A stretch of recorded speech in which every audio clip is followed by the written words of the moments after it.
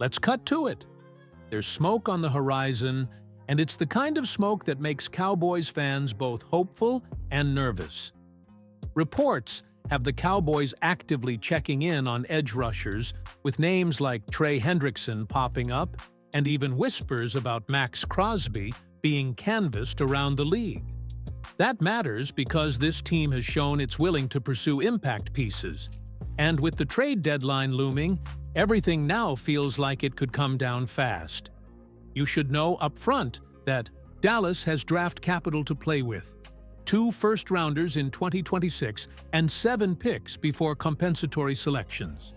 So they aren't short on ammunition if they want to push for a difference-maker. But not every shiny name is the same. Hendrickson looks like a rental option because he's in the final year of his deal, which changes the calculus. You can get a short-term burst of pressure without trading away the farm, but you also risk losing long-term upside. Meanwhile, Crosby is the kind of player who can change a defense's ceiling long-term, but he comes at a much higher price and would likely cost significant draft capital and cap planning to acquire. So right now, the story has 3 moving parts: the players the Cowboys have checked on, the assets they're actually willing to spend, and how any addition would fit into a defense that's had strong moments but still needs more consistent pressure to make a playoff-level push. I'm going to walk you through those pieces. Why Hendrickson might be a reasonable rental, why Crosby would be a true statement move, and what Jerry and co. are likely weighing behind closed doors. But first, I want your initial take. In the comments right now, type which route you prefer. Rental, if you'd rather give up a mid-pick for a short-term boost, or all in, if you're down to trade big for a long-term star. And if you're new here and want more deadline breakdowns, hit that subscribe button and help us reach our goal of $16,000 subscribers. It really helps the channel and keeps this kind of coverage coming. Also, give the video a like so YouTube knows we want more Cowboys content. Trey Hendrickson is the kind of name that gets your attention for one reason: production. He's been one of the most consistent pass rushers in the NFL over the last few years, delivering double-digit sack seasons and bringing a relentless motor every snap. The big question for Dallas isn't whether he can rush the passer, it's timing, cost, and fit. Because Hendrickson's in the final year of his deal, any team that trades for him is essentially renting him for the rest of this season unless they immediately work out an extension. That means Dallas has to ask itself, are you ready to give up a draft pick for a few months of elite pressure, knowing he could walk in free agency afterwards? There's another layer to this. The Cowboys already have serious pass rush capability. Micah Parsons is the heartbeat of that group, and DeMarcus Lawrence still brings veteran juice. But depth matters in today's NFL, and having someone like Hendrickson as that third disruptive presence would take pressure off Micah, let him roam, and create matchup problems for opponents. Imagine offenses having to account for Hendrickson on every down while Micah shifts around. That kind of chaos is exactly the tempo this defense thrives on. On the flip side, that kind of short-term gain costs mid-round capital. A third or fourth rounder for a rental doesn't sound like much until you remember how the Cowboys build. They find contributors in the draft and value that control. Jerry and Stephen Jones favor draft value, but they also know windows can be short. If the front office believes this roster is one piece away from being a real Super Bowl threat, Hendrickson becomes a rational, tactical purchase. So tell me, if it came down to sending a third-round pick for Trey Hendrickson, would you do it? Type yes or no in the comments and explain in one sentence. And if you're enjoying this breakdown, do me a favor and subscribe so we can keep hitting these rumors hard and push towards 16,000 fans strong. Now let's talk Max Crosby, because his name alone shifts this conversation from tactical to transformative. Crosby isn't just productive. He's a tone setter. He brings relentless effort, physicality against the run, and consistent pressure on the quarterback. He plays like a player who will change a defense's ceiling. The IoT difference with Crosby is contract control. Unlike a rental, Crosby is signed long-term, which means acquiring him would be an investment in your defense for multiple seasons. Pairing him with Micah Parsons would potentially create one of the most feared edge combinations in football, and it would force opposing offenses to change game plans just to cope. That upside is enormous, but the price tag would be massive as well. The Raiders would almost certainly demand a first-round pick, and possibly more, maybe a first and second, or a player-plus pick package, because Crosby's production and team-friendly contract make him extremely valuable on the trade market.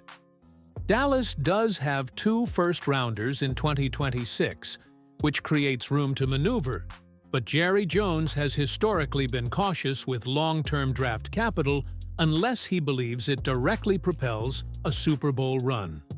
Then again, Jerry loves the statement move and the momentum it brings. There's also a salary cap puzzle here. Crosby's production will command money either via his current contract or if he needs to be extended, and that may require restructuring other deals or making tough roster choices to create space. So here's the quick poll. If it came down to trading a first-round pick for Max Crosby, would you do it? Type first if you would, or no way if you'd hold the pick and trust development. Your answer tells me whether you want an immediate seismic upgrade or if you prefer to protect the team's future. Flexibility. Now, let's get into the part that usually decides everything: money, draft capital, and Jerry Jones's tendencies. The Cowboys aren't strapped, but they're careful.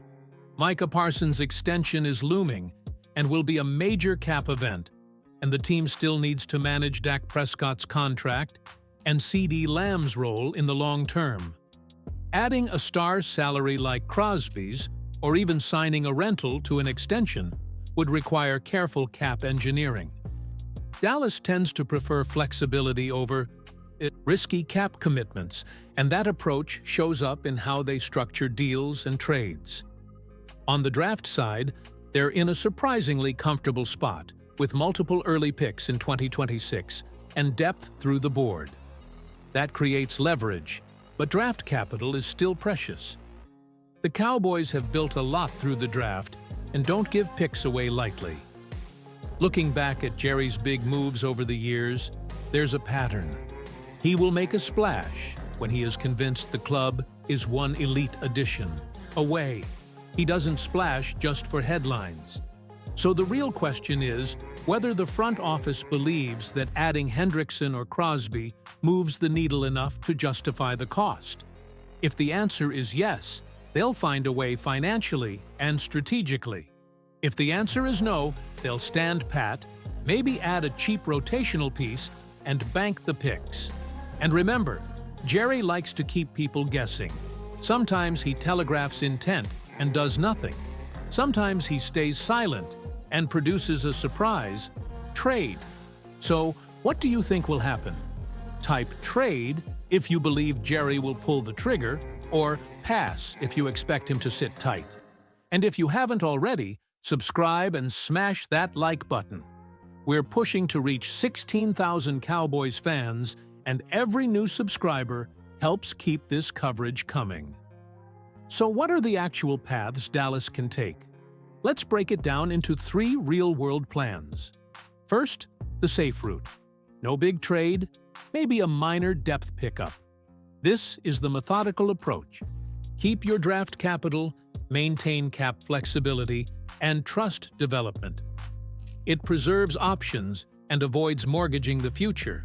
But it also assumes the current roster can take that extra step when it matters. The second option is the rental push. Go get Trey Hendrickson or someone similar for a mid-round pick. It's a surgical move designed to address an immediate need without sacrificing the long-term structure of the team. It sends a message to the locker room that the front office is invested in winning now, and it gives Dan Quinn more consistent pressure packages to work with. The downside is the temporal nature of the game.